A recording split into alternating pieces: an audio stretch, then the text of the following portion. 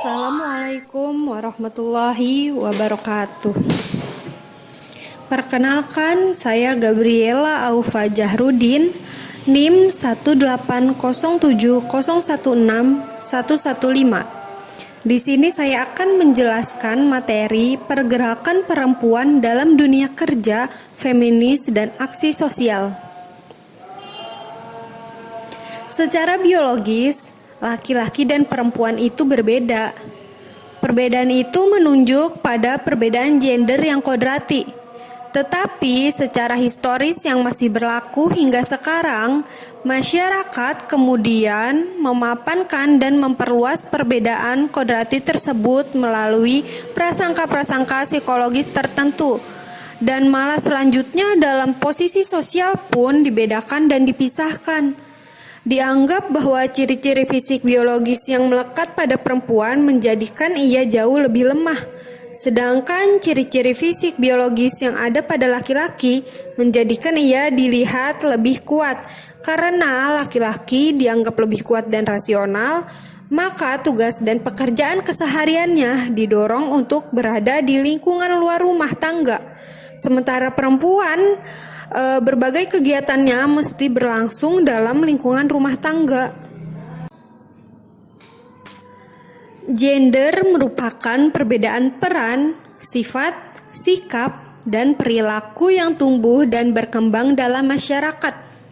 Dapat diartikan sebagai peran yang dibentuk oleh masyarakat serta perilaku yang tertanam lewat proses sosialisasi. Modernisme telah menerima dan mendorong perempuan untuk bisa berkiprah di sektor publik. Tetapi sekaligus ia pun dituntut agar tetap dapat berkiprah di sektor rumah tangga. Terdapat perbedaan biologis yang menjadikan seperangkat tuntutan sosial tentang kepantasan dalam berperilaku. Contohnya yaitu kelompok masyarakat menyerahkan tanggung jawab perempuan itu untuk mengerjakan tugas-tugas konsumtif, yaitu mengolah dan mengelola hal-hal yang didapat dari hasil pekerjaan laki-laki. Sedangkan tugas pada laki-laki yaitu lebih kepada aktivitas-aktivitas produktif seperti mencari nafkah. Sebenarnya, setiap perempuan itu berhak untuk bekerja di luar rumah sebagaimana laki-laki, asalkan perempuan itu tidak melupakan kodratnya sebagai seorang perempuan. Feminisme merupakan sebuah gerakan untuk memperjuangkan hak-hak perempuan. Salah satu tujuan utamanya yaitu hendak mengeluarkan kaum perempuan dari kondisi ketidakbebasan dan ketidakadilan. Feminisme merupakan gerakan politik yang banyak meninjau beragam macam aspek kehidupan manusia, terutama aspek ketidakadilan yang sudah lama diderita oleh kaum perempuan. Hal tersebut diperjuangkan oleh kaum perempuan yang kemudian melahirkan feminisme ke dalam 3 kelompok. Ya, feminisme terbagi ke dalam 3 gelombang besar yang masing-masing saling menegasi dan saling melengkapi satu sama lainnya. Yaitu yang pertama terdapat feminisme gelombang pertama, yaitu feminisme liberal.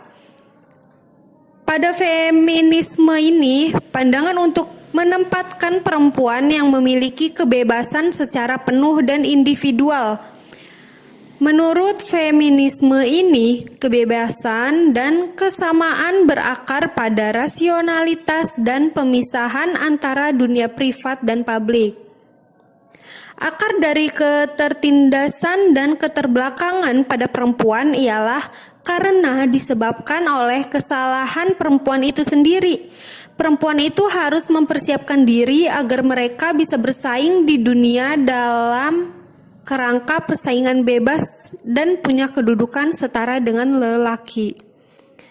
Pada feminisme liberal, memandang manusia itu sebagai makhluk individual dan terasing dari sosialnya. Batas-batas antara hak dan kewajiban menjadi sulit di dalam feminisme ini karena lebih menekankan pada individu daripada sosialnya.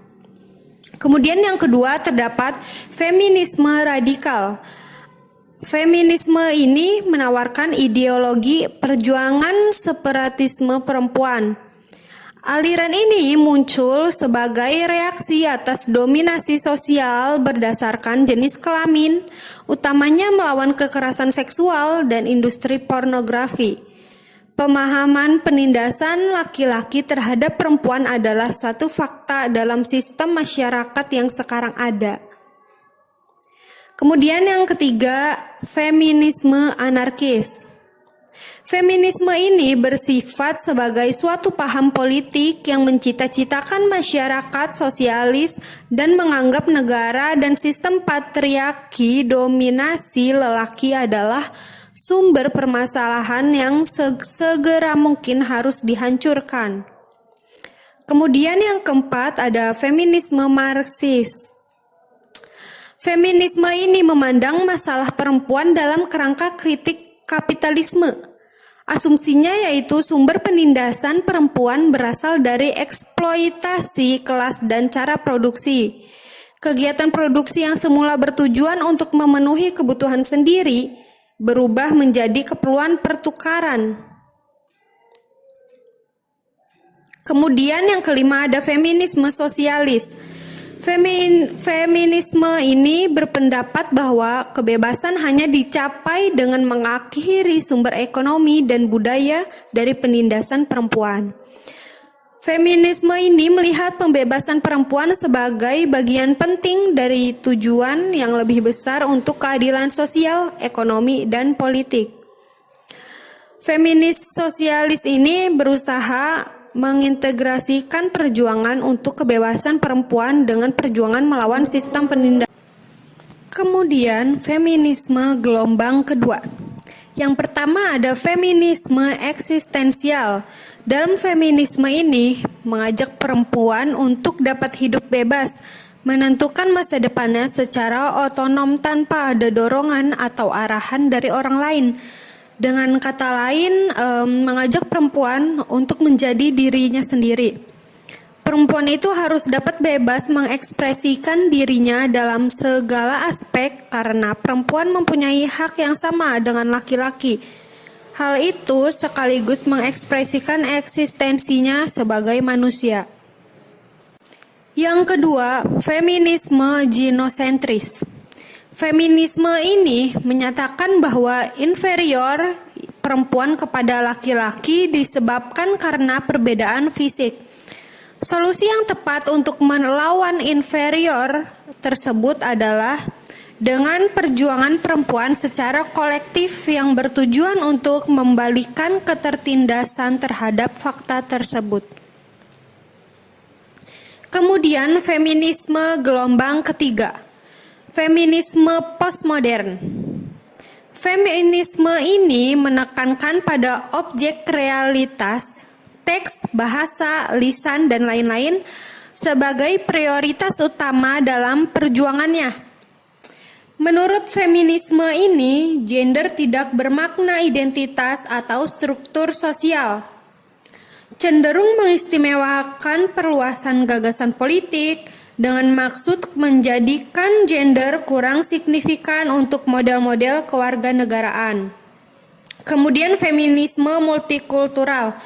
Feminisme ini berkeyakinan bahwa pada setiap perempuan pasti diciptakan dan dikonstruksikan secara berbeda. Alhasil, konsep kesetaraan gender perempuan justru nyatanya berbeda dari segi ras, agama, etnis, identitas gender, pengalaman, dan lain-lain. Kemudian yang ketiga, feminisme global. Feminisme ini menilai bahwa penindasan terhadap perempuan terjadi akibat sistem pada negara buruk dan menjajah. Kesadaran kolektif yang bermasalah cukup banyak membuat arah agenda gerakan feminisme menjadi berskala global. Kemudian yang keempat ada ekofeminisme. Feminisme ini menyuarakan gerakan ekologi sebagai variabel yang harus dijaga dan dilestarikan dalam kehidupan bermasyarakat. Kultur pemerkosaan terhadap lingkungan secara masif melatar belakangi hadirnya aliran ini.